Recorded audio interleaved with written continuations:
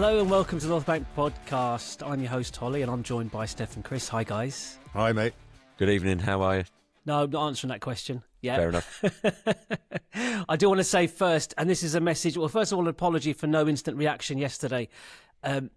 My reason for not wanting to do it was simply because we would just receive a load of Man United fans tuning in to see how sick we were.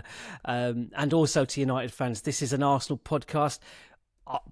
Speaking for myself, you thoroughly deserved your win. I have no issue with that at all.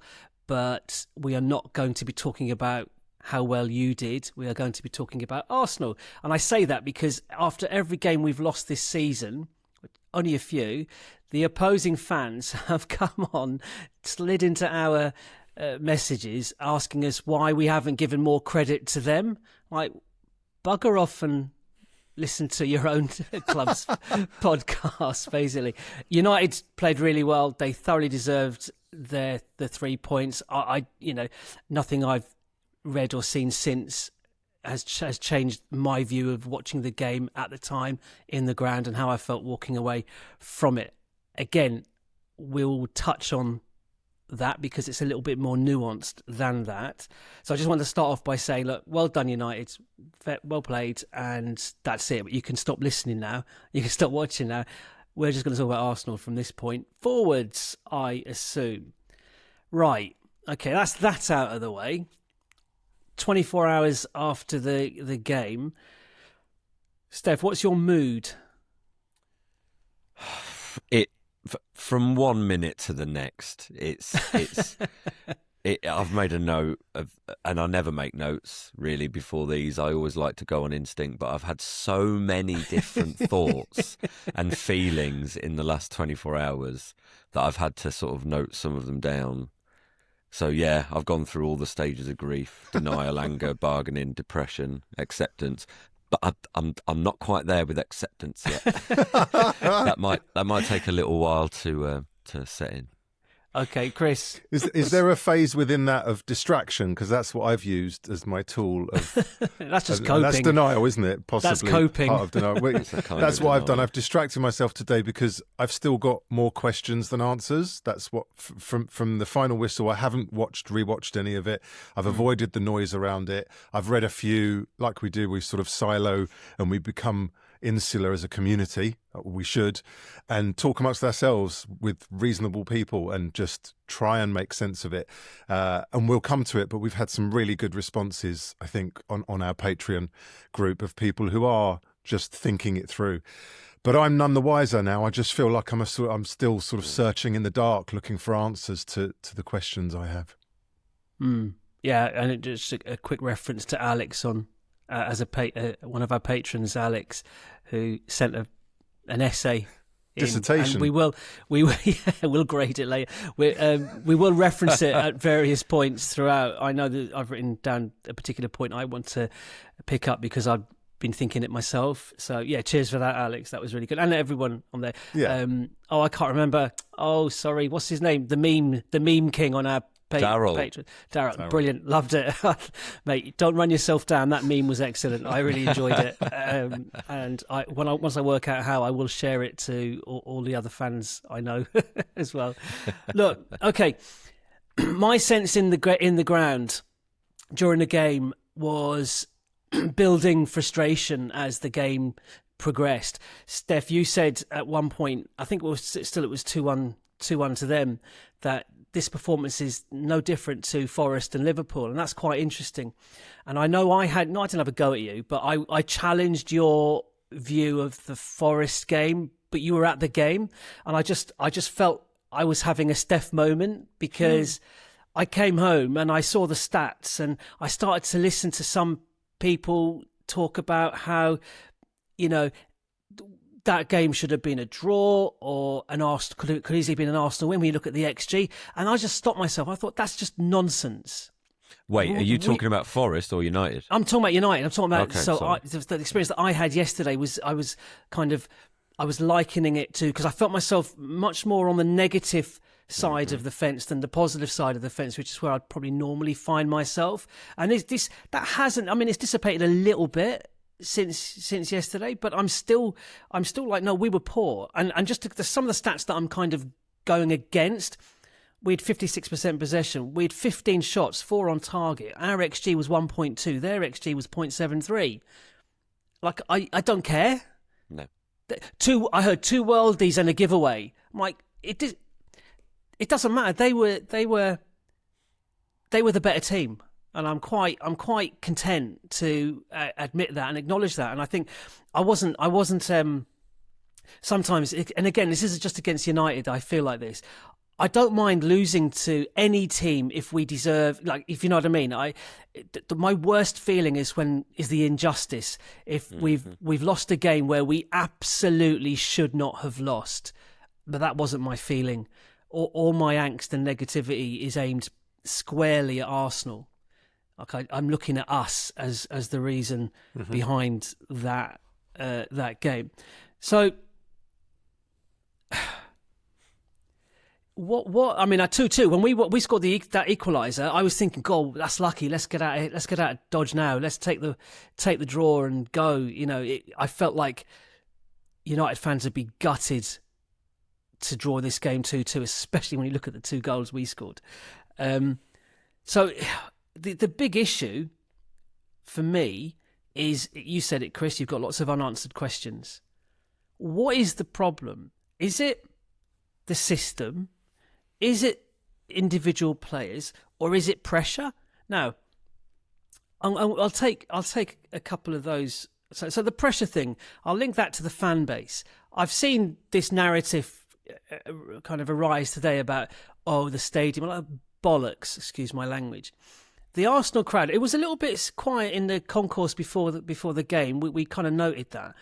But once the game started, the atmosphere was good, and it was encouraging and positive, and we started the game well, and we controlled it. We didn't create an awful lot, but they had nothing down our end, and we scored on 29 minutes, and that was good. It was like, brilliant. This is all very positive. Zubimendi did that giveaway. They scored. Still, the mood was positive until, so that was 38 minutes, I think, until, like, on the pitch, the players just kind of lost their heads. The only thing I'll say about the fan base, and the stadium wasn't getting impatient and angry, because it was sideways or nothing. Like, I've read so much about, we take far more risks in our defensive third than in the attacking third. And I think that's a good way of kind of summarising where we are at. There's got to be a reason why our attackers just do not score. I mean, I'm going to run through some of the stats on our attacking players, and they're just shocking. Like, how we can be the second top scorers in the league is beyond me. I don't understand how we've done it when I read through our attacking stats, which they're ridiculous.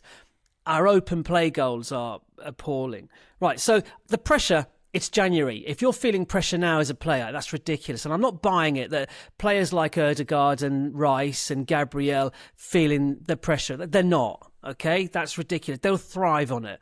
And the fan base was very much reacting to what was going on the pitch. And it was the players that were screwing up and misplacing passes and going sideways and not refusing and turning down the options to go forward and just play a forward pass. So that 56% possession is redundant. It's a redundant stat because we did naff all with it. Open play goals. So this is down to system. System's got to be the issue, right? Open play goals. I'm going to read through teams and the number of open play goals this season from top down, right? Man City, 39 open play goals. Next we have Liverpool, 29 open play goals. Next we have Manchester United, 26 open play goals. Next we have Aston Villa and Brentford, 25 open play goals. Then we have Arsenal, 24 open play goals this season. Now, bearing in mind we've scored more than all those teams apart from City, and open play goals is shockingly low. Our attacking stats: Saka, 0 goals in 13 games, all competitions.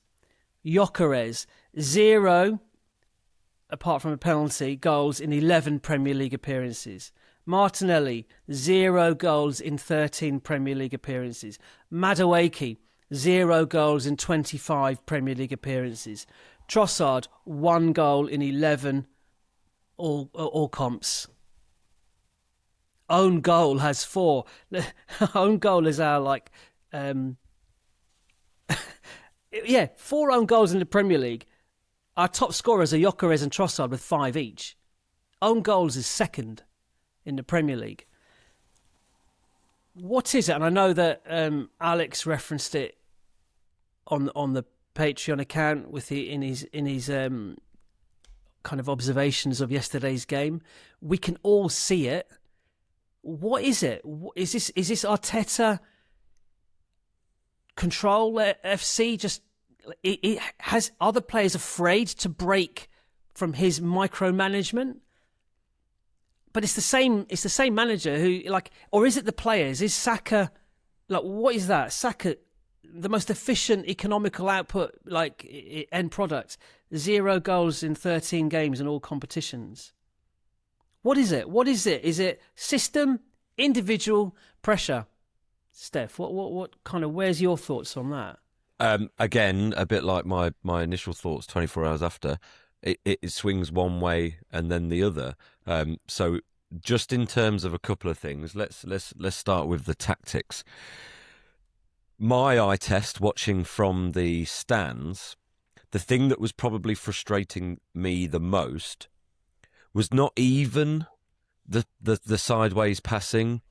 However, it sort of plays into it that when we turn over the ball, there's this thing, and I've learned that it's called this rest defence. This is the new term that it's called. We turn over the ball, and rather than attack quickly and directly in the transition, you almost retain possession, let the opposition get into a defensive shape, because you're more likely to lose the ball having just won it. This is a statistician kind of speak from things that I've seen. So therefore, if you let the opposition get into a defensive shape, you're less likely to then lose the ball and concede a chance. So, and I feel like that's the pattern of play that's really annoying me, because we have players that could be absolutely devastating when attacking very quickly and very directly at the opposition when we turn over the ball. We're not turning over the ball as high up the pitch as we used to. Something is missing in terms of the intensity of our press. And the other thing that I sort of then noticed, especially given the nature of the 2 second half goals that Man United scored, when we then do get into that position where we're doing the horseshoe of death, what we've done is we've pushed both fullbacks wide, we've got both wingers out wide, and we've got that horseshoe. And what it does is it creates a kind of thin layer of protection all around the opposition who are sitting in and defending. And what it means is basically if you can break any one of those points, you're through.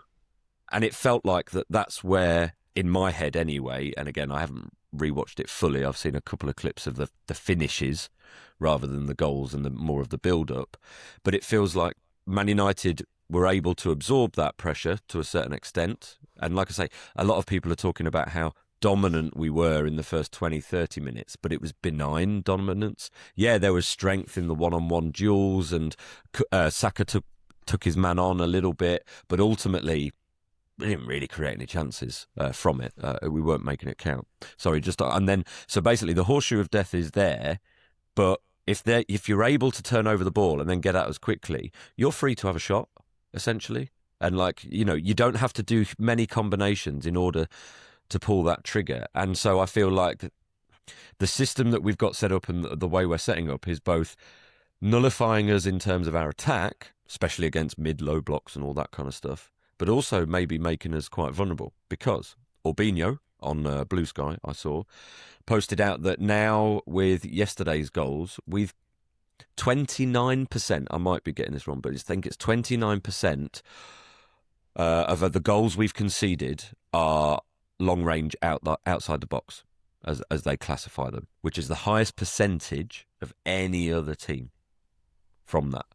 And I pithily sort of commented going, boy, I wish we would try that, because on the one hand, teams know that if they wait too long, we're going to get back and in defence, because we do have a very, very good defence at the end of the day. But at the same time, we're not trying to manoeuvre and pull out their low block by, do you know what, just have a shot every now and again. Because if you have a shot, the defender thinks next time you're in that position, they might have a shot. So I might need to go and close down. Or if you do have a shot, keep a parries. You get a deflection. Embrace the chaos a little bit. It's all gone. And what's annoyed me about thinking all of this is we've been here before. Last season, definitely. Maybe even a little bit of the season before at times, when it was proper control FC. So something's not happening in terms of that from a sort of tactical point of view. And I might, come back to the mentality side of it. Just referencing the last thing, sorry, on the Patreon, it might have been Dan who wrote that really good long piece in there, but it might have been someone else about Saka's contribution, which I thought was interesting because I hadn't thought of this, that it feels like he wants to make every contribution like a match-winning contribution, and it's that thing of doing what's best for the team is what he needs to do over, okay, I need to take the chance here, I need to take 2 players on, and then I need to score by scoring a worldie to the back post. No, sometimes the best ball is just a 6-yard ball across the box to someone who's in a better position. I don't know. And that was, interesting. So some players are probably taking on too much responsibility, and there's probably 1 or 2 who are not stepping up. I don't know. Sorry. Well, bit of a no, rant. it's all good stuff. Again, it's like more questions, isn't it? Yeah. Okay. Go on, Chris, sorry. No, I was going to just build on the kind of mental side of it and how the players are processing the notes, if you like, that they're getting. Because when it works, it works. We've seen it work, the way we're compact, control FC. And I totally take on board what you said, Steph, about, I'd mentioned it, but I didn't have the kind of catchphrase for it that you said about the way that we allow the defence to reset, because that has been going on for a while as well, ever since we started playing this more controlled way. And you're right, it doesn't allow them to counter back on you with more devastation. But for me, I'm just caught up on the idea of how they're processing the notes they're given, because we don't have. Are they overthinking when they get the ball? Is their instinct being stifled in some way? Because you look at the game yesterday, and it was almost, especially across the back, I've never seen us look so jittery in terms of just simple progression of the ball. And I look at Villa enviably sometimes because of the way they are prepared to have a go and play with such verticality. We just don't do that. We're pushing it out to the wings and playing these kind of combinations, but there's none of that incisiveness that a Villa has. And I just wonder if it's that process of processing of the way Arteta wants to play is stifling them, perhaps. But, okay, even yesterday's game, we didn't create an awful lot of chances, but we scored the goal. We scored the first goal, which is what we all wanted, half hour in. And Zubimendi had a header not long after that. That was before. Was it the before? Header was before that, yeah. That was our only real chance before the goal. Okay. So explain this then. Our pass success rate went from 85% to 46% from the after the equaliser goal, the Mbuemo goal to half time. Yeah, 85%. They're getting at half time. Arteta has words, no changes, fine. Dorgu's goals on 50 minutes. United had 82% possession from half time to Dorgu's goal in those 5 minutes. That's there's something amiss there, because I'm pretty confident he didn't set them out with that. It would have been a kind of a rocket he'd have sent them out with. 58 minutes, he makes a quadruple change. Now, nothing screams desperation like a quadruple change. He's made it once prior to that, and when we were 5-0 up against Leeds and Chelsea in some cup competition. So the things that happened with that quadruple change is that the players didn't know how they were supposed to be attacking. Timber came across to the left, and I was like at the time saying, Lewis Skelly should be playing on the left. There's specialist left back on the left, progressed the ball on the left, and then Saka came over to the left and was completely anonymous. Straight after he had the snapshot that their keeper saved down to his left at the near post, like. And don't get me chatting about Madueke and his impression of a footballer. Can I just talk about the subs? Because I've made a note on my notes here about when it happened in the moment. I was kind of okay, fine, good. You're acknowledging that things are definitely not working. But the more and more I thought about it, considering what it takes to probably win a title is cool heads, calm thinking, and composure as well. And that substitution and the doing 4 at that time, I just feel, I wonder if it was too emotional from Arteta. And 1 or 2 changes at that point, we could have totally understood it. 4, like you say, it probably created more uncertainty or lack of cohesion. Lack of cohesion, which, we did sort of have, but like maybe you just recognised that it was almost like a virus had taken over the team of hesitancy and nervousness, because everyone's passing dropped off and everyone became jittery in those moments. And it was just too emotional. In a game where the emotion, we needed to do what we could to take that out of it, because United probably wanted an emotional game. They wanted to rile things up a little bit and get under our skin, and they did.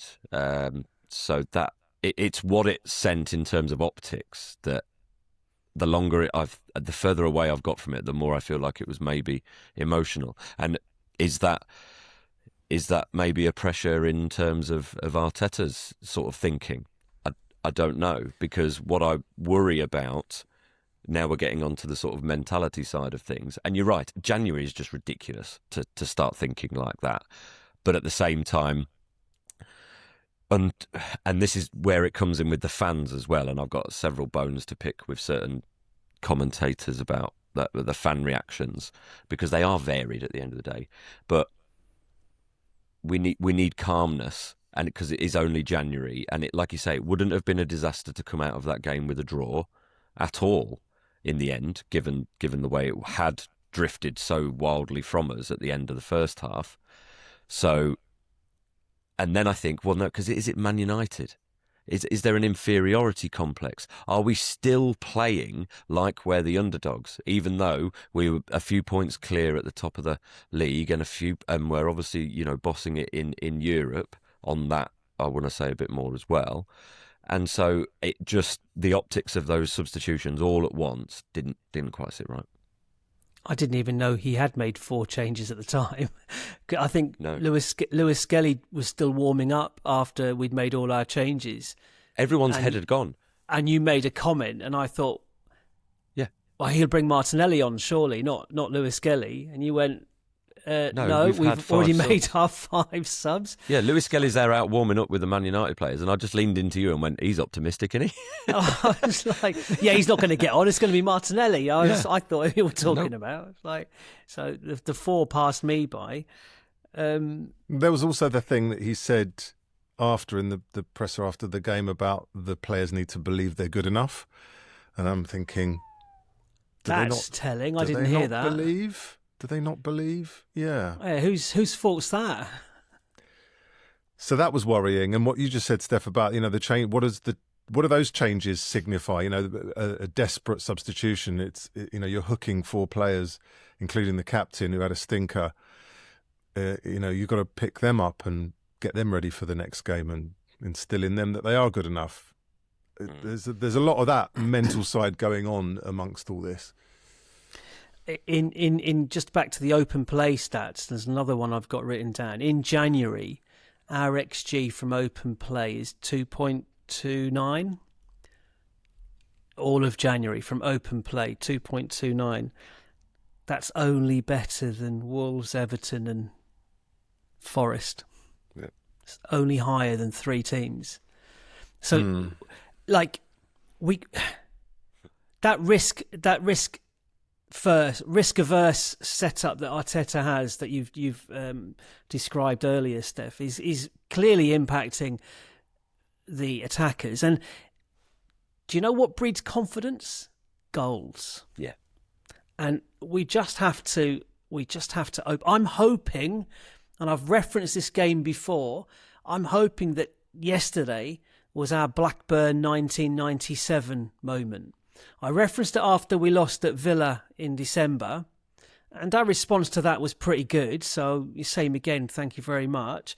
But just for those of you not my age. Yeah, not born in 1997.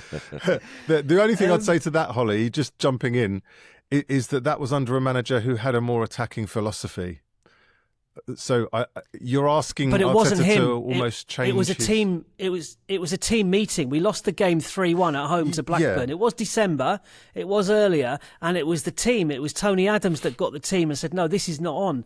And we have a character in the ranks who would absolutely fill that role, i.e. Declan Rice. I'm going to come on to Declan Rice in a minute. But going back to that Blackburn Rovers game, I know it's a different... having said that, I think, Man City have already lost 5 games this season. So that was an era where you could lose 6 games and still win the league. And this season is a throwback to that time, because you can clearly lose 6 games and still win the league if you're Man City, because they're highly unlikely to remain unbeaten between now and the end of the season. However, we were 6th. We were 13 points behind the leaders after that game, and we won the title with 2 games to spare. And I'm just hoping that this is the kick up the arse, because there's a lot of you said it, Steph, this result had been in the post. Same performance against Forest, same performance against Liverpool. That's 3 games in the league, 2 points. Missed. We could have been 9 points clear. We're only 4 points clear. And the next 2 games will tell us everything we need to know about this team. Away to Leeds, home to Sunderland. Man City's next 2 games, away at Spurs and away at Liverpool. So, if we haven't increased our lead in 2 games' time, I'll be a little bit concerned. But as we sort of referenced before I started recording, I think you could argue that City are playing Spurs and Liverpool at a relatively good time. Look, and City are in no great shakes either, but there's all sorts of turmoil going on at Liverpool after their last second 3-2 defeat to Bournemouth. Lots of people are starting to call for Arne Slot to be sacked. Spurs manager is just, it's a matter of time before Frank goes. I've never seen an equaliser, an injury time equaliser celebrated so little by an away end as Spurs did against Burnley at the weekend. So, you could argue that on paper, sure, they absolutely look like much tougher fixtures. But Sunderland have proved that they're incredibly resilient this season, albeit that they got fairly roundly beaten by West Ham last weekend. And Leeds are a bit resurgent. They're in a really good bit of form. But, look, and this is the thing, so getting on to this idea of the reaction to it, if we want to be champions, we've got to win these games. We've got to win these games. You can sort of legislate for an off day and a team like Man United beating you. A Man United that, again, we've probably played at the wrong time, because they've got rid of the manager that was causing them so many problems, and they've simplified things, and all of a sudden they have a good result against City last week, and their tails are right up. But we didn't lose that game because of Manchester United. We lost that game because of us. Oh, well, This is it. And this is why I was almost nostalgic and had a sense of huge nostalgic deja vu because I was seeing some really classic memes that were coming back online from the end of the Wenger era, where it's the guy with the pole hitting the guy, but Arsenal, the guy is Arsenal, the guy hitting him with the pole is Arsenal, and the pole is Arsenal. Like Arsenal are just beating themselves up, and that was the sort of thing that was doing the rounds in those late stages of Wenger. And like you say, if we want to be champions, we've got to do it. But it's this weird, like, split personality that's going on because the fans were split. There were some boos at half-time. There were some boos at full-time, but there were only some. There were still lots of Arsenal fans, especially at half-time, who were like, okay, reset, do what we need to do, get it sorted. And I just got quieter and quieter as the game went on, to be honest, because I checked to see if you were still there. I know. Part of me, though, just couldn't simply comprehend what I was seeing because it was this weird collective meltdown of the players where it was a bit like deer in headlights stuff. And I was really, really surprised and just disappointed, obviously. But it wasn't one to madden me, I suppose. I mean, I was mad, absolutely sort of silently seething inside. But at the same time, and like we've said before, the fan culture in this country is very much to react to what's going on the pitch. And what was going on the pitch was not going to get us excited and off our seats. We basically tapped in a melee of an equaliser, which kind of got everyone roused again. But how quickly that was then, punctured was unbelievable. And what do you want us to do? Do you want us? Right. Okay, it was hard to rejuvenate. Okay, I tell you what I didn't like about the fan base. The amount of fans that left when Cunha's goal hit the back of the net. Yeah. Didn't get that at all. We still had 10 minutes left. We had 3 + 7 stoppage time. Still 10 minutes to go. When the team needs you the most, you don't just walk. I mean, 1 or 2 people, fine. You pay your money, you make your decisions, that's fine. But then don't start moaning about the team's performance. It's like you stay, you do. And I think the fans were definitely getting on the backs of some of the players, not no one in particular, but just the general play, the dire nature of the play. Yeah. But we were baying at the referee, we were baying at United players. It was very much for Arsenal, the fans, not against Arsenal. And the boos at the end, you could hear them, no denying that. They were kind of thwarted, muted pretty quickly, but it was just born out of frustration. Yes. It wasn't like no one's thinking the players aren't trying and don't want it and don't care. Clearly they do. It was born out of frustration. And I don't know. I'm getting on to. I have got one player who I am going to single out, and I feel qualified to single him out because I've been eulogising about him for years. When he started playing for us first, I said he was the only player in that current team who would walk into the Invincible team. And that's the pedestal on which I have him. And he is so far away from that pedestal now, and that's Ødegaard. And the thing about this, he hasn't completed a 90 minutes this calendar year. Arteta's aware of it now as well. He hooked him when we needed to get a goal back. He was impotent yesterday. He's got 1 goal and 5 assists in 22, 23 appearances. This 1 goal and 5 assists. Eze's got 5 goals and 4 assists, or 4 goals and 5 assists. And Eze needs to start the next series of games in that position. Hell, I'd have Waneri starting instead of Ødegaard. Mm. He's not. You mentioned it before. Our press isn't as aggressive. It's not as effective, and he starts our press.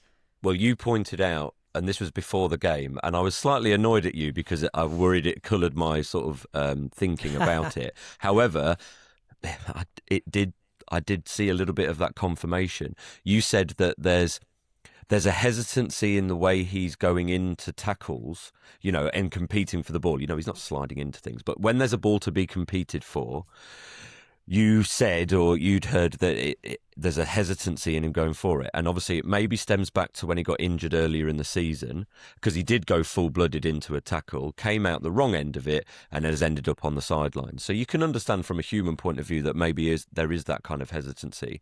But we can't afford that to a certain extent, and football is a contact sport, and you've got to win those battles. Other players were doing it earlier in the game. I thought Saka was absolutely brilliant in the first sort of 20 minutes. He was very dominant in that respects. And Rice is obviously the absolute like king of that kind of thing.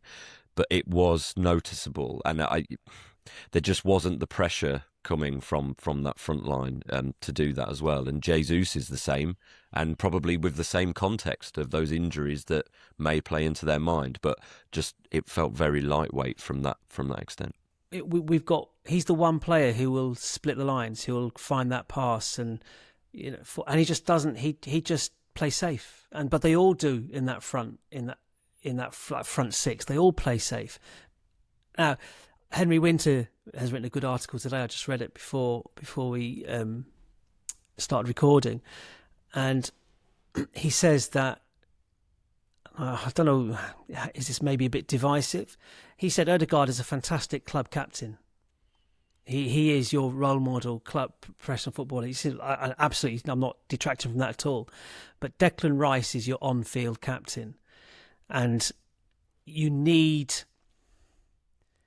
Now, I don't think if you give Declan Rice the captaincy, I don't think it makes any difference to how Declan Rice plays football on the pitch. So that's why I use the word divisive, bit of a divisive conversation. But I had this issue yesterday about Odegaard. He was the one player I was looking. I mean, I'm scarred by Man United, as we know. And Tabs, hello Tabs, he said before the game, look, we need to play the team, not the badge. And you referenced it a little bit ago, that are we somehow, do we have an inferiority complex when up against Manchester United, the behemoth that is Manchester United? And quite possibly we do. We shouldn't, because if you look at the two teams on paper, no excuses, I said before kickoff. We've got our strongest 11 out there, bar Calafiori possibly at left back. But not just Man United. Look at the two Liverpool games this season. Look at Man City. Look at the fact, and I think as much as we can sort of say, pressure in January, really, come on, it's about the next couple of months or whatever, but it's because it's Man City 4 points behind. It will be pressure. We've not got over the line yet. We don't know what it's like to get over the line. What you said, Chris, about Arteta's comments are very worrying about the players believing that they can do it. Well, if they can't believe they can do it, well, then they don't believe they can do it. And we won't know what it feels like until it happens. And that's why I felt frustrated, because there's been a bit of a divide in fans about how to react and this, that and the other. But we don't know either. It's been so long. No one quite knows how to act. As much as I'm absolutely with you in that, okay, Cunha scores, but you don't leave, and you certainly don't boo at the end, because, when the team needs you most and all those sorts of things. But I can sort of understand it, because there are people who are traumatised by the last couple of years because we are so close. And there were few grumblings. There were people next to me and people around us. It's like, we could lose the title here. And I must admit, when that Cunha goal went in, I did have this kind of sickening sense of oh dear. But quickly my brain takes over and goes, no, come on, we're going to have setbacks. It's there's so long to go. But I can understand from just an emotional point of view in the moment that can happen. The inferiority complex, I do wonder. I really am wondering. Someone said it today to me at work.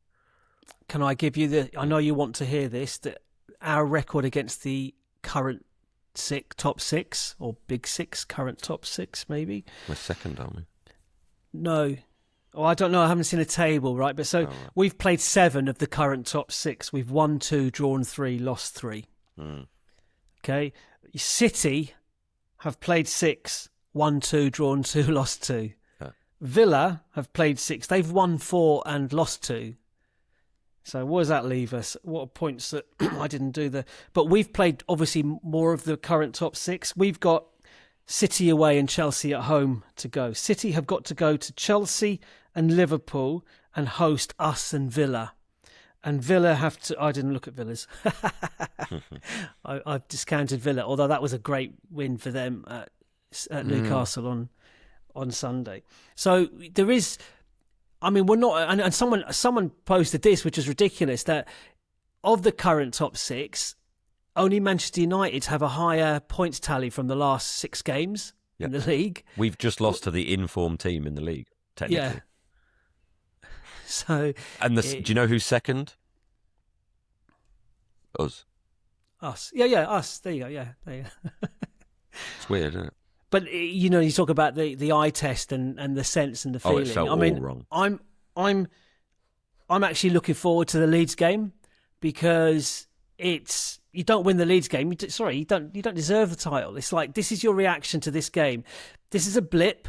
Don't let it become whatever the next adjective is up from a blip. What's that? A blob. A crisis. Are we broken cannon yet? Shield. Yeah. Yeah, you're right. But then like I said, 0-0 Liverpool, 0-0 Forest, and then losing to United. Yeah. So look, I mean, we will talk about the Kairat game in a minute because we'll just jot down our teams and predictions for that. But it's, he's got 6 days actually to prepare just for the Leeds game. None of the players who will be starting against Leeds, he'll know he's starting, like, okay, injuries aside, he'll know his starting 11 for Leeds now. None of those players start against Kairat on Wednesday, so they've got a complete week's rest. Like, I've heard some people today say, well, he should have completely changed the entire team for the Inter Milan away game. Now, he made 7 changes, so I think I'll give him his dues there. But the Man United game was the more important of those 2 games. People have said, like, we're just tired. We've played 4 away games, consecutive away games in January. No one else has done that. And United have played half that. I don't know what the numbers are, but obviously without cup competitions in Europe, they're resting and training between games. But that's the thing. I fresher. don't think it was a tiredness thing yesterday. No. We've seen these patterns before. This is the thing, right? You zoom out and you look at the way we play, and I'm bound to say the sort of football we play, it's okay when you're winning, but the second it's draws and unfortunately defeats is when you put these things under the microscope that you've kind of forgive. The fact that we don't score as many open play goals, the fact that we possibly lean into set pieces too much and our efficiency there. We're now questioning. Whereas had we got across the line yesterday, we'd have gone, well, sign of champions. Yeah, you can't legislate my concern. Martinelli's open goal miss against Forest, for example. You can't legislate against that. But you can. I wonder, anyone got time to go through the top 5 attacking players at every other club in the Premier League? We've got 1 goal in the last 11 to 25 games from our attacking 5. And these are world-class, in inverted commas, players. Saka, certainly. Ødegaard. I didn't look at Ødegaard, but we know he's got 1 goal this season. So 6 players, 2 bloody goals. Like, in a sizable chunk of matches, not like 3 or 4 games. 13 games, 11 games, 13, 25, 11. That's the issue. Unlock. So I posited yesterday in the game stuff because we could see it and I was like, well, what do we do? It's like, we can see this. What is the answer? Let's stop complaining about it and let's see if we can come up with some solutions. And I get on the blower to Mikel. And I suggested that maybe, do we need both Rice and Zubimendi there? But does that leave us a bit exposed at the back? But we need, so play Eze and Ødegaard in the middle. Now, I must say, if the one player who did impress me was Marino. Again, when he came on, he was our best sub, he was our best attacker. I'm all for starting him up front because Havertz didn't get on the bench, no more minutes. We'll see what kind of team goes out if he gets any minutes against Kairat. You'd like to see him get the last 30 minutes at least. But I think there's obviously something going on there. Managing his minutes doesn't quite make sense. He wasn't even on the bench yesterday. You know the United game's going to be a tight game. You want your game changers on the bench to call on if you need to. Martinelli didn't get on yesterday. That was a bit of a curiosity, but so I don't know. I forgot what I was saying as well. Tying ourselves in knots. So what is the answer? Yeah, so what is the answer? It's a system problem. Answers on a postcard, please. Yeah.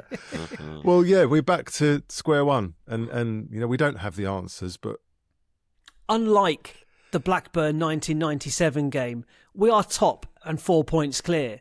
So we're struggling from a position of strength, and we need to use that and get.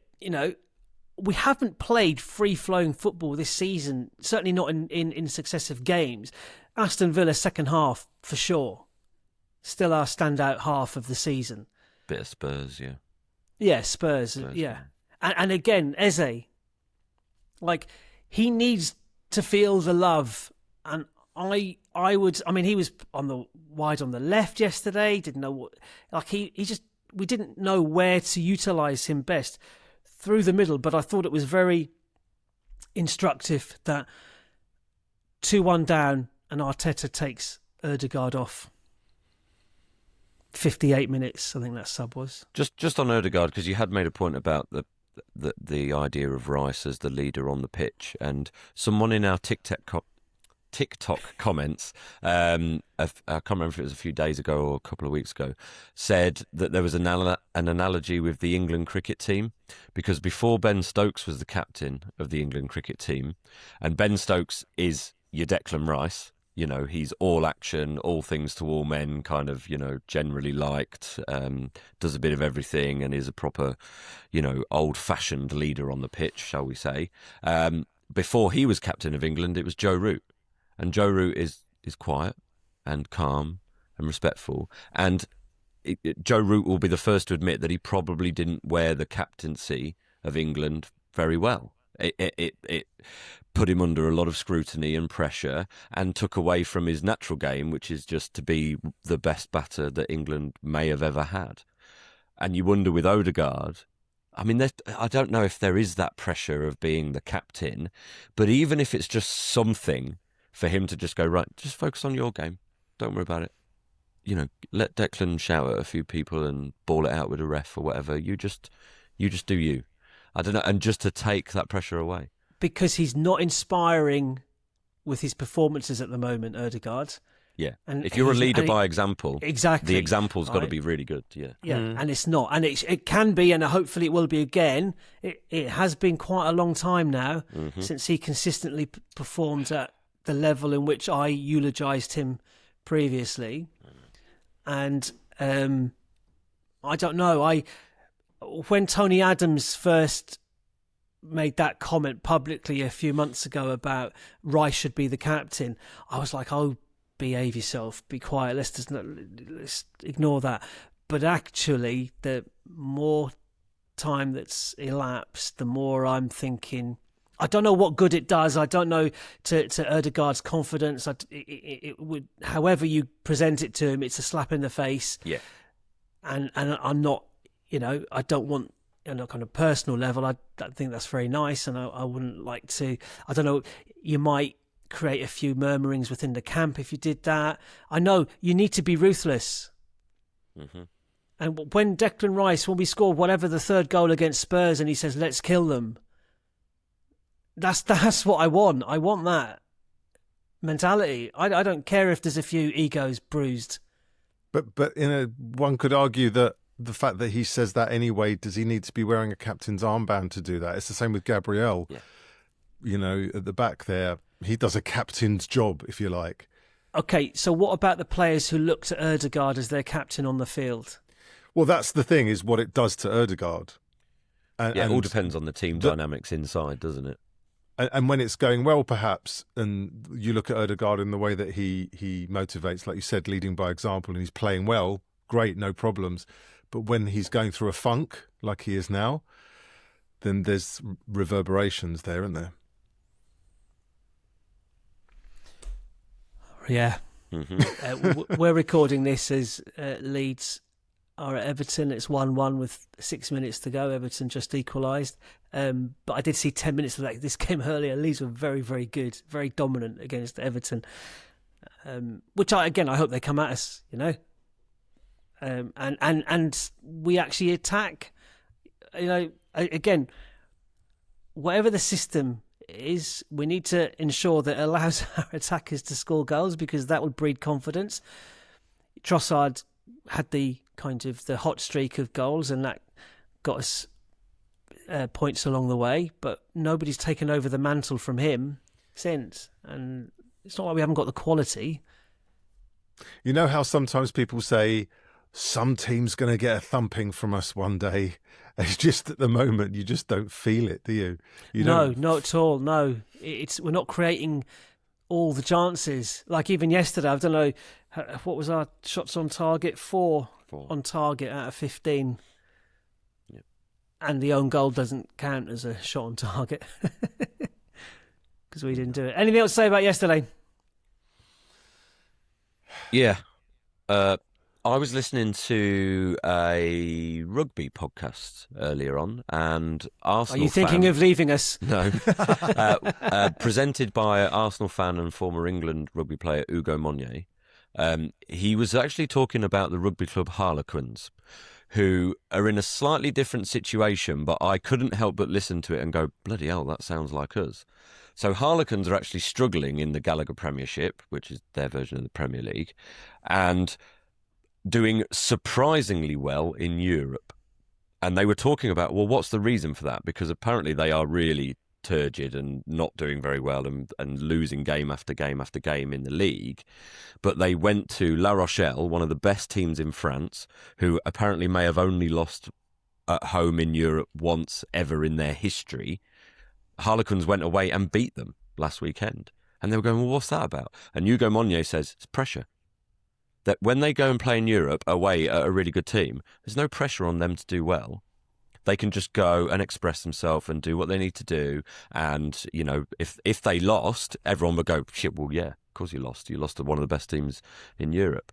And it made me think about our situation where, okay, we are doing well in the league, but we're past Christmas now. We're past the new year.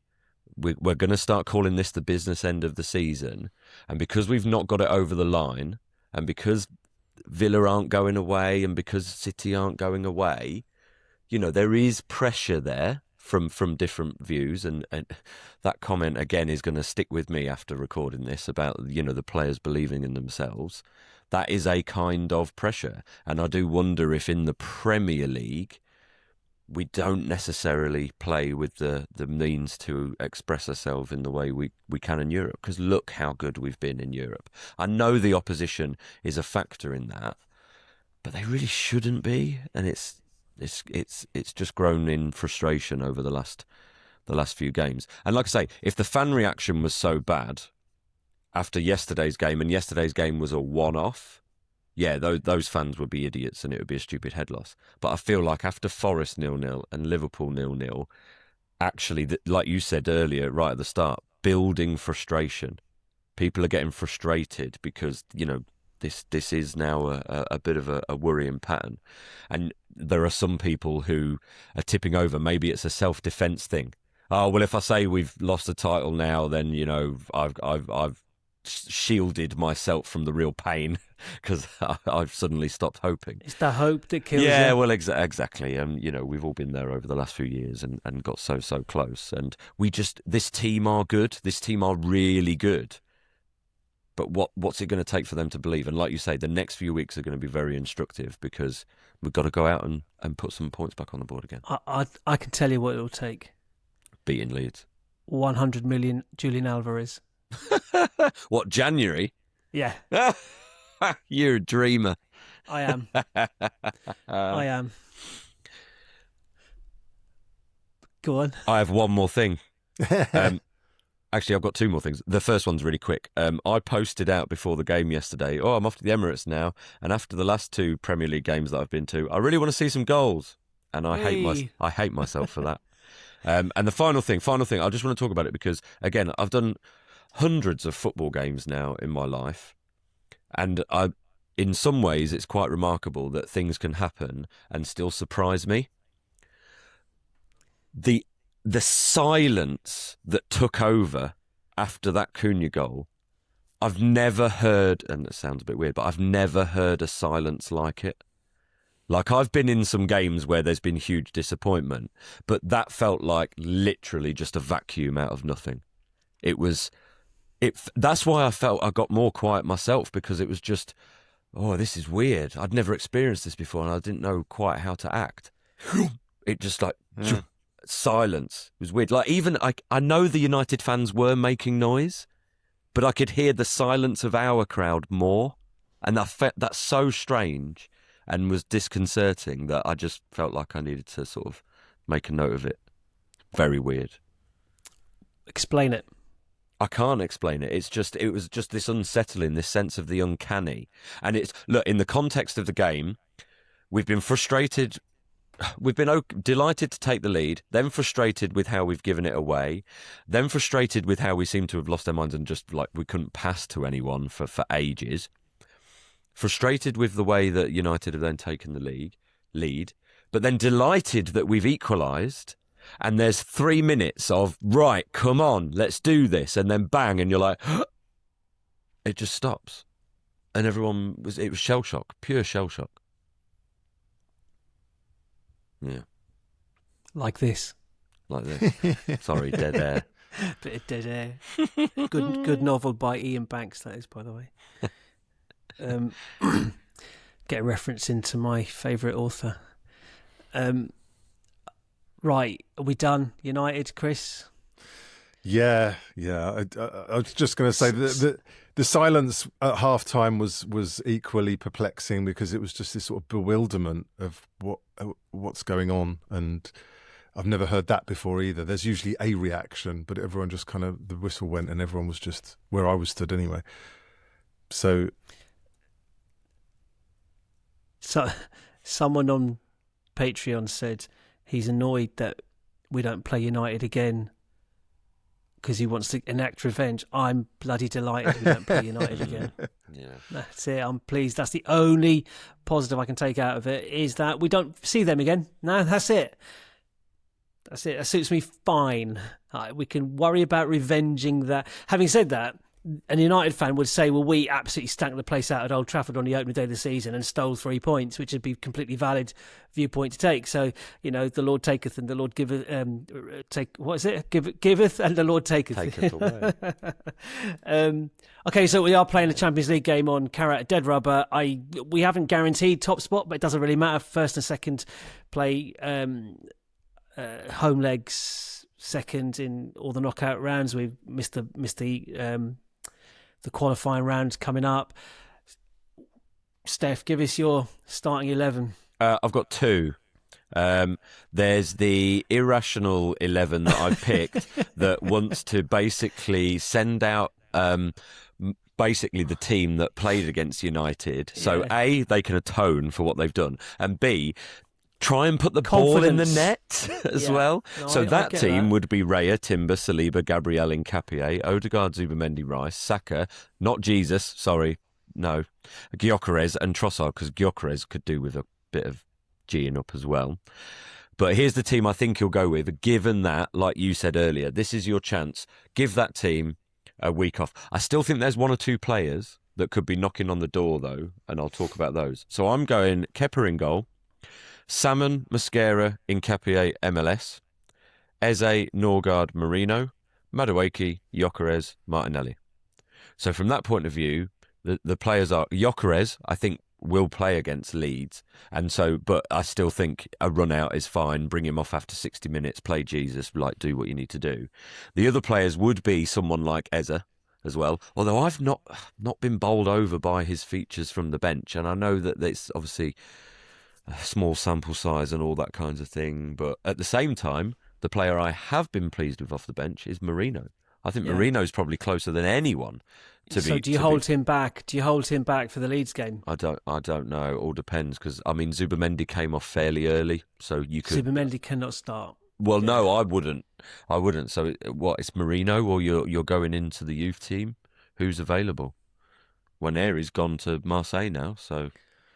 I'd like to think that the game won't be too taxing, and that team you've just mentioned is pretty much my team, except I think White will start ahead of Salmon. Yeah, that's my only White. change. Yeah, but otherwise, blueprint of what you just said, and I just think he'll rotate. You'll see loads of changes. Can you imagine the absolute pelters he'll get if he doesn't rotate heavily? I understand the psychology behind, go out there and get your confidence up. I get that. No, I'm not. I was only joking. So Chris, I've got the same team as you because I've got White instead of Salmon. But I don't mind if Salmon plays. I thought White did all right when he came on actually yesterday. But scoreline, Chris. I'm going 3-0. Steph. 3-1. 2-0. Yeah. I looked at Kairat's results, and yes, they are bottom, and they are very much bottom of the Champions League, but, you know, they are absolutely punching just by being there in the first place. There's no real embarrassing results. You know, they're going to be solid. They're going to be a low block. Like, why would they do anything else just for that pride? I mean, it's unreal. I think a 4-1 against Bruges is what they had. Maybe it was Real Madrid. Did they put 4 or 5 past them? But obviously it's Real Madrid in the Bernabeu and stuff. But otherwise, yeah, they've only lost by a goal or 2 here and there. But at the same time, we've got to go out there. Oh, I was going to say the pressure's off for us. Yeah. You know, so we'll probably win 5. A rare occasion where the pressure is kind of off. Yeah, briefly, a brief cessation. But the fans have got to do their part, and I think it should be sort of said that actually, like I feel the angst, like, you know, everyone else to a certain extent, and it was incredibly frustrating. But I also see that it's a symbiotic relationship. You know, the players feed off the crowd, and we've got to, you know, try and hold fast, stay resilient as best we can to support them through it, because we need them much as they need us. Yeah, well, I think that rests with Arteta and the way he sets the team up. It's too many games that, I mean, that it's seasons he's played the horseshoe of doom, or what do you call it? Yeah, but Arc then, of doom. Like you said as well, it's not Arteta's fault that Martinelli spoons that chance against Forest, and it's not. You said it again yesterday with the United game. It's not Arteta's fault that Madueke dribbles out of play, just time and time again. They got that. They got their goal from that goal kick. It's shocking. The Cunha goal. It's the first time he's really come under criticism, but he was. I mean, he was all over the shop yesterday. I mean, you could say he was trying too hard. I was just going to say that was what it was. It was the frustration. Yeah. He's just trying to make things happen. Well, are we done? Because my mate Liam messaged me early. He said, "Don't worry, we'll be 10 points clear in 2 games' time." Who? Liam. We will. Oh. Yeah.